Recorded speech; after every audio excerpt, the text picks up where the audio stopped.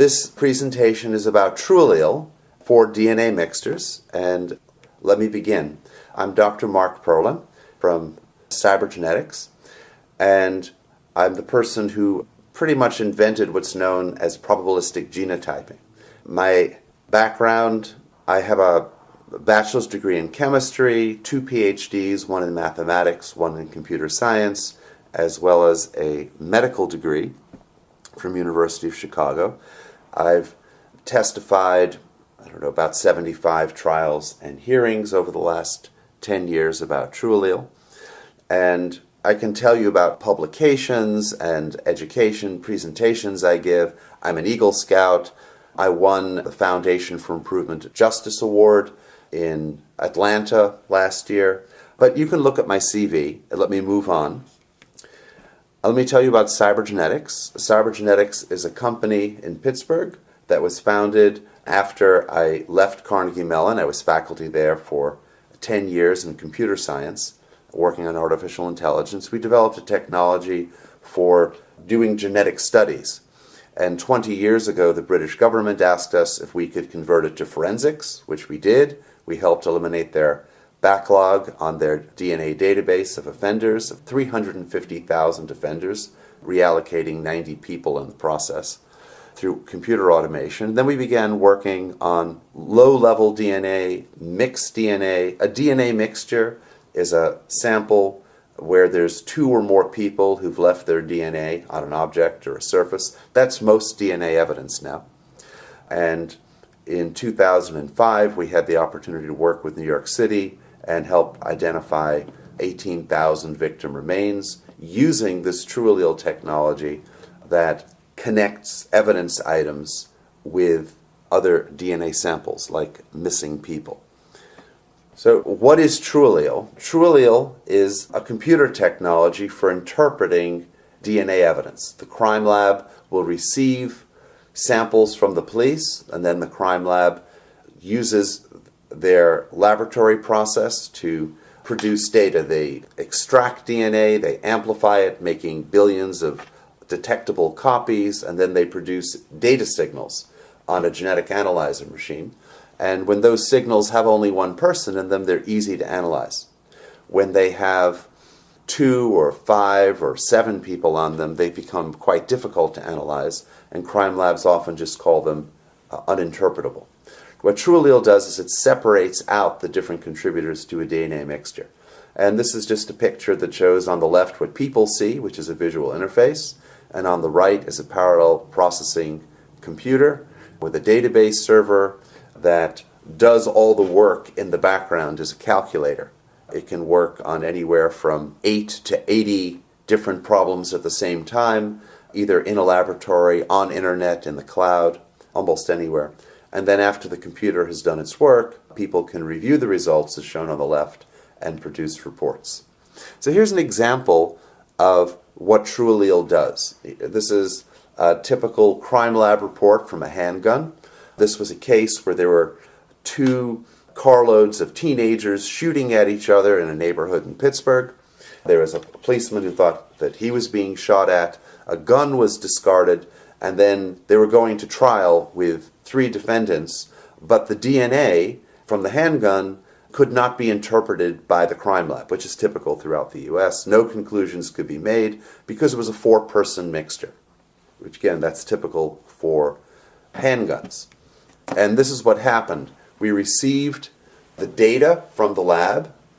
TrueAllele doesn't work with DNA samples, as biology just works with data from the laboratory computers that generate data. And as you see in the bottom left, the computer was able to unmix the DNA mixture and separate that complex data into the genetic types or genotypes, the DNA profile, if you will, of 4 different contributors.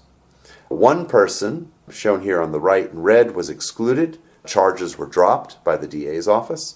Another person was statistically included with a matched statistic in the hundreds of thousands, and he pled guilty. And so the result is, instead of chaos in the courtroom, the DNA evidence helped resolve the case, and there was no courtroom. Everything was worked out according to the DNA evidence without a trial. How is TrueAllele different? Well, one thing you should know is that this is the technology that GBI now has. And that's why I'm talking with you today, because you'll be seeing it, and your ADAs will be seeing a lot of this in the courtroom soon. The way TrueAllele is different is that it's a computer interpretation of evidence. It uses a type of probability math called Bayes, which means that it looks at evidence to update scientific probabilities. By validation studies, we know the method is accurate, it's objective. People don't make decisions about what data to use or how to analyze it. It's all done automatically by a computer. It's reliable. I'll be talking about that. It's fast. It can take minutes to solve an easy problem. The computer can spend more time on a harder problem. It's automated. People have nothing to do with the process. It uses all the data instead of only some of it, reports all the information, and it has a built-in advanced DNA database. Now, by comparison, this is the situation that we have in the U.S. Over 10 years ago, the federal government did studies that showed that on simple mixtures, just two-person mixtures, most of the time crime labs said they couldn't get any answer at all. The results were inconclusive. And when they did report a number, that number ranged as a match statistic from tens of thousands to hundreds of trillions, 4 zeros after the 1 to 14 zeros after the 1 on the same data. So the crime labs knew there was a problem with the approaches that were being used that discarded a lot of data with human review. Further studies were done by the federal government after they had moved from having one threshold to throw out data to two thresholds to throw out data. Those changes were in 2010, and by 2013, another study was done, Mix 13, by the federal government, that showed on one sample, 70% of the labs falsely included the wrong person. So there's clearly a problem. A major concern with the older methods, called CPI, or combined probability of inclusion, is the bias. Instead of popping data into a computer and having the computer objectively churn out a result, instead analysts were forced to choose their data, which of the different tests, the loci that were used in a DNA test. If there were 15 loci, maybe they would choose 10. And a person would decide whether or not somebody was in the DNA or not. And only after the data was chosen and the conclusion was reached would a statistic be calculated. This isn't the best science. And then a number of people conducted studies. There was one that I published 3 years ago that mathematically showed that the main statistic used for about 1 million DNA cases for mixtures not only was subjective and one-sided, it could only include, not exclude. Statistically, it was unrelated to identification information. It was just based on the number of tests that an analyst chose to report and not on actual information. So the problem is that human mixture interpretation of these complex signals that are added together from different people's DNA is inaccurate.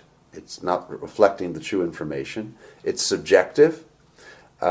It's widespread as a problem, hundreds of thousands of cases, not 1 million. It's quite opaque. It's unclear why these choices are made when people make them, and it can either include or give no answer. TrueAllele, on the other hand, is a method that has been subjected to about 36 validation studies. 7 of them are published in peer-reviewed journals, and it describes what the method does, how it works, and why it's accurate, what its error rates are in testing that's been done by our group, crime labs, or in collaboration. So the TrueAllele technology is accurate. It's objective in that the workflow removes human bias. It's accepted. There have been 16 Frye or Daubert challenges so far, and TrueAllele's prevailed in each one due to a good preparation on the part of prosecutors. Reports have been issued in 42 states. It's used by crime labs. I'll be talking more about the transparency of how the math and the software and other information is provided as part of the disclosures that we do at Cybergenetics and some labs do. And it's also neutral. It can exclude people statistically and not just include them. So we move from a state of the world that's inconclusive to one that's much more informative. How is TrueAllele used? TrueAllele is mainly used by prosecutors, and that's because most of the time when there's DNA evidence that might suggest that a defendant is present, the lawyer interested is the prosecution. Sometimes it shows that someone isn't there, or shows more of what happened in a crime, and then it can be used by the defense. At Cybergenetics, we have testified in some trials for the defense. It's used by police investigators to help understand what happened at a crime and map out which people were present in which samples. It's used for post-conviction by innocence projects and has successfully helped with that in other states. It's been used in mass disasters. Essentially, anytime there's DNA, no matter how simple or complex, say from a crime scene, and it needs to be connected with other DNA, usually from a person, but it can also be from another crime scene. What TrueAllele does is it separates out genotypes and gives the statistics of how they're associated. And it's all different types of DNA. Touch DNA on surfaces, complex mixtures, the system's been validated, up to 10 unknown contributors. It can be used for kinship and paternity, which is also a DNA question. There's DNA databases that some labs run automatically that do far more than CODIS can. It has a lot more math in it and a lot of power. 100% of evidence can be uploaded to a TrueAllele database, as opposed to maybe 5% of the mixtures that you currently have with CODIS. And it can help prevent crime, because instead of discarding evidence, it can be used to catch criminals before they reoffend. So let me give an example of some cases that we have been involved in that illustrate the use of TrueAllele. This was the first case that TrueAllele was ever used in, or any technology like this was used. It was 10 years ago in Pennsylvania. Kevin Foley was a state trooper who was living with the estranged wife of the victim, John Yelenick, and essentially in this homicide, the only major probative evidence was a little bit of DNA under the fingernails of the victim. About 7% of the sample was unknown. 93% was the victim's own DNA. The low match statistic using the old methods was 13,000. After admissibility hearing, the jury heard why that number was actually 189 billion, and ultimately Trooper Foley was convicted and sentenced to life in prison. This is a case from Allegheny County after I testified in a dozen cases on behalf of the prosecution. Following a disclosure by the prosecutor to the defense, I was asked to testify in the Joshua Huber case by the defense attorney because the question was intent. Was it first-degree murder or was it manslaughter? And the charge was first-degree murder. So here is a typical result that you see in reports. On the left are 3 rows indicating the different items of evidence. Wall blood stain, fingernails from the victim's right hand, from the left hand, and the columns are the names of the different references. Zook and Schindler were the victims. There's no question but that Josh Huber shot these 2 people who were his friends in his apartment. The question was why. He maintained there was a struggle. In blue are the positive match statistics showing an association with numbers like thousands or quintillions. And in red, those are non-associations. Those are numbers showing the degree to which people were not present. And so what this DNA is showing is the mixtures are showing that there may have well been a struggle. And there was a fight, not just a shooting without any struggle. This was a case in Virginia where a man, David Black, was estranged from his wife, Bonnie Black, and he was accused of murdering her, coming back into their home after a year had passed. He was not supposed to be in the home.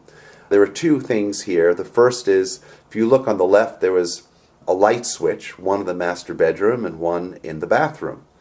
And what TrueAllele was able to do was to find that both the assailant, David Black, and Bonnie Black were present on the bedroom switch where the victim was killed, but that the defendant was not on the bathroom light switch because he hadn't gone in that room. So we were able to help and understand what happened in that crime. Also, the last two columns of Craig Black and Eleonora Black are the two children. The defense had maintained you can't separate out related individuals, which TrueAllele did quite well, and showed, in fact, that the defendant's DNA, David Black, was not just due to a mixing of the children, but it was actually him who was present, and he was convicted as well. In Maryland, there was an interesting serial rapist who enjoyed raping women, and then, after hearing the evidence at trial, telling a story that would weave around all the evidence, cast doubt, and then he'd be acquitted. And this was the fourth or fifth time that this was happening again after he'd gotten out of jail for something. And this time, in addition to the victim stories, there was TrueAllele. There was the DNA evidence brought back in. The Maryland lab in Baltimore City uses TrueAllele. They hadn't brought it on board yet, so I testified. And what we see from one of the two evidence items, this is a shirt, TrueAllele separated it into three components: the victim, her boyfriend, and Mr. Clifford. And in this final trial, he couldn't get around why his DNA was mixed in with other people's DNA on a shirt and a belt, and he was convicted as well. In California, where I'm sitting right now in Kern County, there was a horrific series of crimes of a serial rapist. He was a burglar who would go into people's homes, and after robbing them, he would case the joint in advance and find women who had children and with no man in the house, and he would prey on them. And he had a whole approach to how he would rape them, molest the children, wash them afterwards, tie them up with zip ties, threaten them at gunpoint, and then wash them up in a bathtub afterwards. And TrueAllele was able to analyze 35 items of evidence. And these are the 8 items across 3 crime scenes where Billy Ray Johnson, shown in the right column in red, was found. If you look at the match statistics, those are the numbers of zeros in the match statistic. A 6, a 1 followed by 6 zeros, is 1,000,000. A 1 followed by 4 zeros is 10,000. So these weren't high match statistics, but they did show that he was present with a reasonable certainty. What's interesting is how he was found. There was one of the children of the victims was able to call 911, and when Billy Ray fled the apartment, he dropped a zip tie in the road. And that was the only physical evidence linking him, and that was a very high number. If you look in the bottom right, that's 20. 20 is a number, it's like 100 billion. So it was his DNA, and he was identified through CODIS. But the other numbers were lower, and there was no reason why that was probative. If you look at what's circled in blue, that number, 4.55, is in the tens of thousands. That connected, that mixture on the zip tie, connected Billy Ray, whose DNA was on the zip tie, with one of his victims. And suddenly, that zip tie that could be used to identify him was now probative, because why was the victim mixed in with the zip tie as well? If you look at this table, all 8 of these match statistics are showing the other 1 or 2 people who were victims or other people who they knew whose DNA was present. So ultimately, he was convicted based on DNA as well. This is a case in Pittsburgh, I'll talk about it for a few minutes, that shows the dangers of not using DNA. In 2014, 2 professional sisters from Iowa who'd settled in Pittsburgh were murdered in their home. Suspicion fell on a neighbor, Alan Wade, and there was a lot of evidence, over 15 items of DNA evidence. And using the older threshold methods, the crime lab couldn't interpret most of the evidence. And this was really potentially probative evidence. There was a hat that was left As you see, the lab said there were no conclusions. There was a cup that was touched, insufficient data. The victim's fingernails, originally contaminated by the lab, they said there was originally insufficient data. The car that was driven with the video of somebody driving away, insufficient data, cannot be excluded, insufficient data, too complex. So on a double homicide where it's built on forensics, having no DNA results can be difficult. After TrueAllele reviewed the case, instead of having 5 reported mixtures from the lab with stats, TrueAllele found 17 matches on the same data, connecting these items to the 2 victims as well as to the defendant, Alan Wade. The forensic evidence was fairly compelling. This is a slide from what we showed at trial to the jury after explaining what match statistics were. And this is how we describe the match statistic in English. A match between the right fingernails and Alan Wade is 6 trillion times more probable than a coincidence. Alan Wade was found guilty on a case built almost entirely from forensic and circumstantial evidence. And there's an interesting side story that we learned about afterwards. There was a hat, actually it was a wool knit cap, that was left from a burglary of the Wolf sisters' home 6 weeks before they were killed. Most crime labs can't interpret complex mixtures from a hat that have 3 or 4 people on them. And when our lab got a chance to look at it, they couldn't either. It's not what crime labs do without technologies like TrueAllele. But when TrueAllele did look at it after the fact, because the DA's office gave us everything to look at, it was connected to him with a statistic of 65,000, which had a lab been using a technology like TrueAllele. In fact, our laboratory had TrueAllele, they just had a change of management and under the new administration didn't bother turning it on. They would have identified that Alan Wade was the burglar a month and a half before the homicides had happened. And this is one of the powers of DNA, is preventing crime. If you can identify criminals, sometimes for lesser offenses or even for serious offenses, early on, they don't have a chance to murder or rape people on another go-round. This is the first innocence case we did that actually led to an outcome. 2 men ended up being exonerated who could not possibly have been connected with this crime. So let me tell you what happened. In 1989, there were 5 men driving around Indiana highways, bumping their cars, and then when the driver got out to check the damage or exchange driver information, they would rob the driver. Then they escalated to robbing and beating, and then they escalated to robbing, beating, and gang raping, which is what happened in 1989. There were 3 men, Darrell Pinkins, Roosevelt Glenn, and another man, who were misidentified through clothing that was stolen, work uniforms, stolen from their car that had been broken into that night. They were mistakenly convicted, and Darrell Pinkins was sentenced to 65 years. Roosevelt Glenn was sentenced to about half that time. There was DNA mixture evidence produced through the Wrongful Conviction Center in Indiana in 2001.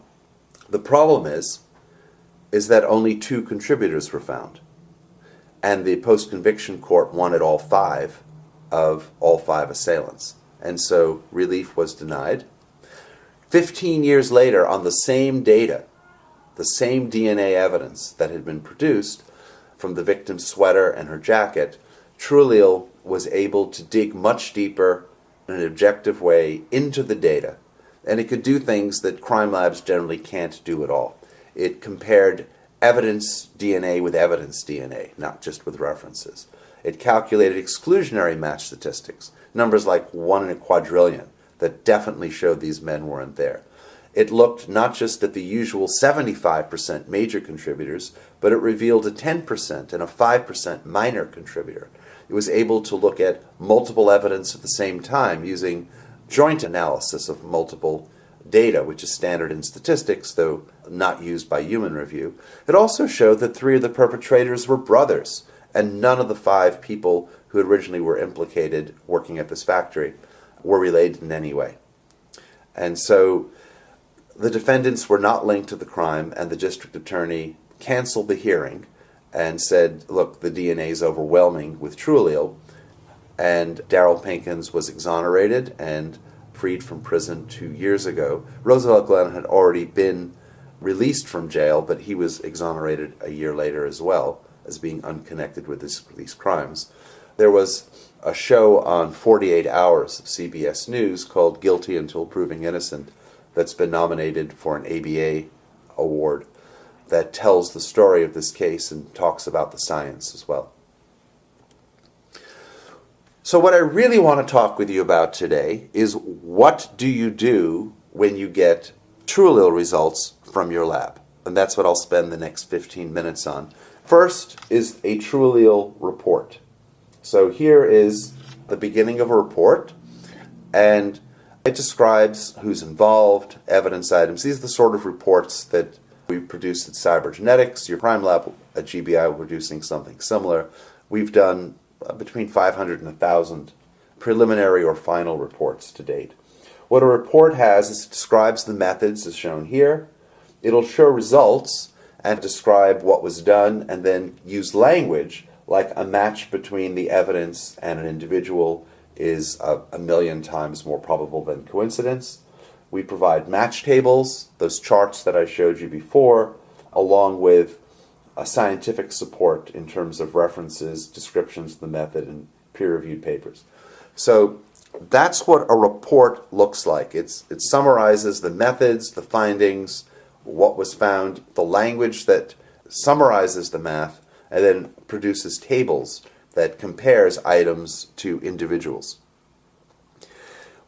In addition to that type of language, we also, if there's a match statistic under, say, 1 million, we also produce results of errors. What's the chance that someone who hadn't left their DNA would, by coincidence, have a match statistic at least that large? And this gives a sense of what's the chance that anyone might have DNA at that level against them. It's a more intuitive way of understanding it sometimes. Once there's a report, often, I think more than half the time, the result is a guilty plea because the DNA is now back in play. But not always, and there's often a trial. And then for preparing for trial, what we do is we work with prosecutors, sometimes defenders, and we first get them up to speed. We send them some materials to read and watch. We send 2 book chapters. One is the story of that homicide in Pennsylvania from 10 years ago, which nicely goes from the crime scene all the way through appellate precedent. And it just gives an overview that's helpful for lawyers. I also wrote a book chapter for LexisNexis forensics book that's written for lawyers. Takes about 2 hours to read, and it's DNA identification science. It's for lawyers to read. And it explains what TrueAllele is and how evidence is interpreted nowadays with complex mixtures. There's also a video that we provide of how we present PowerPoint slides in court. We have this concept that we really want the jury to understand what we're talking about and not think that these are just magical numbers. We spend about half an hour going through PowerPoint slides, which we first review with attorneys. And we also provide direct exam questions as a draft, which attorneys can adapt. And this is one of the slides, and it builds from what is DNA biology, what's a cell, what's an allele, what's a genotype, to what's a mixture, and how do computers interpret genotypes and get genotypes out of mixtures.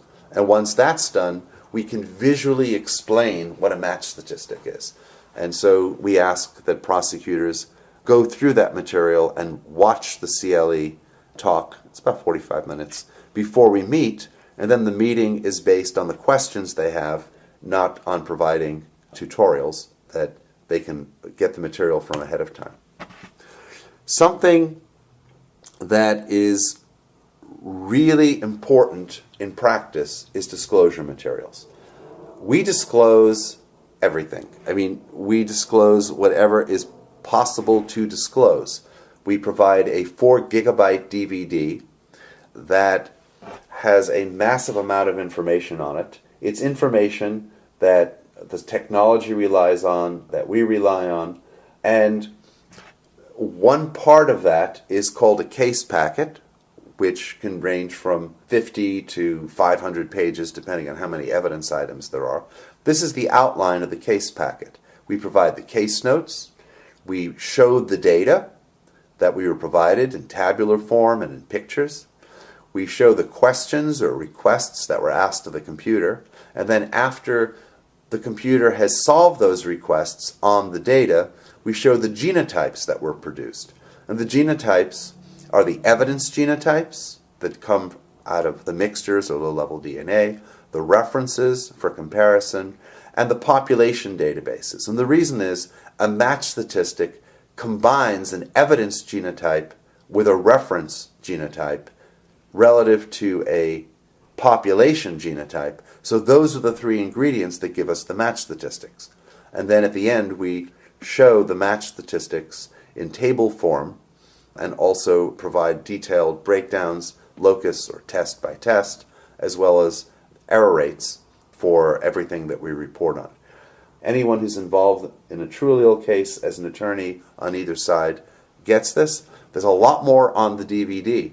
There's tutorial videos. There's software. We provide review software so that the opposition can review the results independently.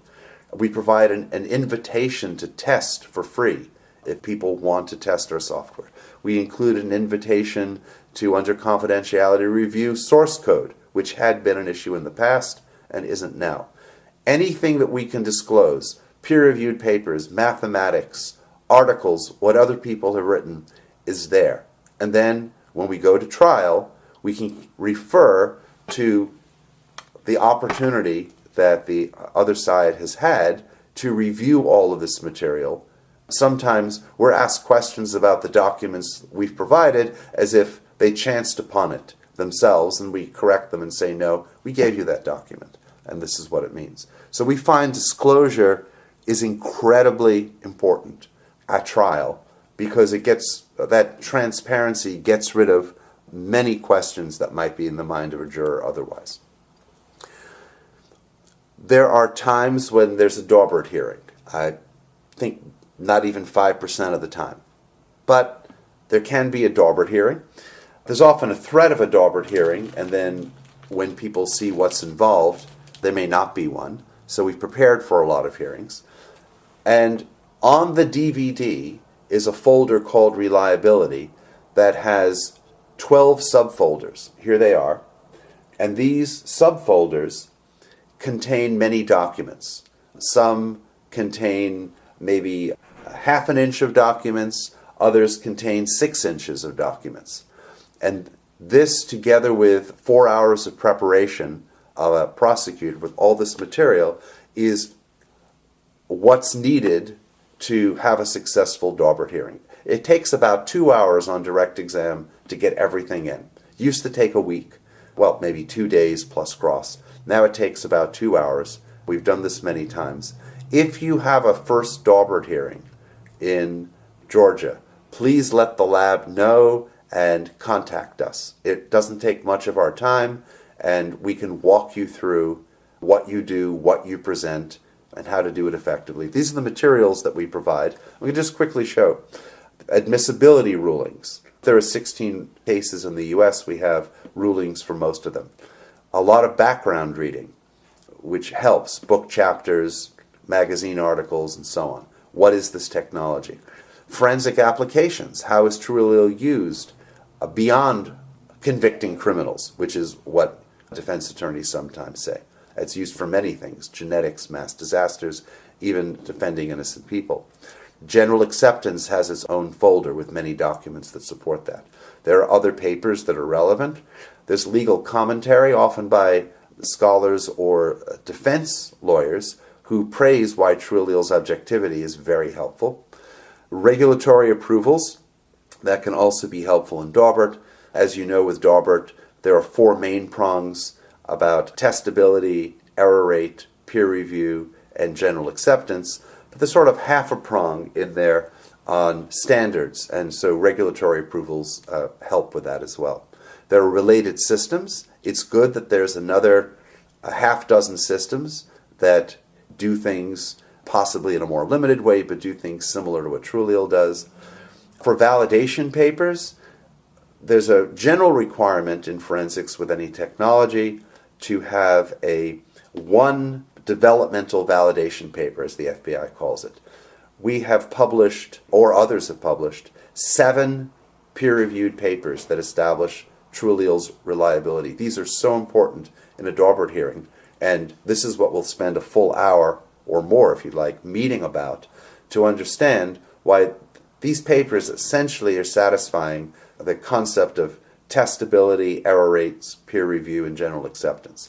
There are another 25 validation studies. Most validation studies aren't published. Crime labs have to do internal validation studies, and it's helpful to gather them. Different groups look at different things: kinship, more contributors, degraded issues, and the collection of these studies help establish that TrueAllele satisfies national standards for validating these type of probabilistic genotyping systems. There are more methods in method reports that are helpful in showing compliance and how TrueAllele works, as well as papers on scientific development. If you want to win a Daubert hearing, you'll call us, and we'll help you get organized and show you how many other prosecutors have done this and do it quickly and to the point. At trial, essentially what happens is you qualify an expert, and then there's a direct exam, and there's cross and redirect and recross. We had a training with GBI. I went down to Decatur a few months ago and spent 2 days there, and we went through some of these areas. First on qualification as a TrueAllele expert, what that means. With direct exams, we showed the sort of draft direct exams that we work with, that they can provide prosecutors as well. We talked about what typically comes up on cross-exam. There's 2 types of issues. One is usual science, and then just strange stuff that a testifying expert has to deal with as well. But the PowerPoint slides lead up after a dozen slides to the match statement that when we're done, having presented it visually, that a jury can understand. A match between the evidence and a person is a quintillion times more probable than coincidence. And that is actually understandable to a juror. We do a lot of education. I was down in Baltimore. I did a day of pro bono education with the Baltimore City prosecutors. The room full of them is to the right, not in this picture. On the right is Cynthia Banks. She's a phenomenal prosecutor who I've worked with on some horrific cases. They pled out, so we didn't have to go to trial on them. And on the left is one of the analysts from the Baltimore lab, and I'm guiding them through a trial practice. So I'm very into education. I think it's important that prosecutors and analysts know these materials, how to present them. The fact that the computer is separating out genotypes means that it's taking something very complex and turning it into something that's straightforward, I'm not going to say easy, but possible and routinely understood by triers of fact. There's a lot more information on Cybergenetics website. Thank you very much, and I think I'll stop now, and if there's time, I'll take questions.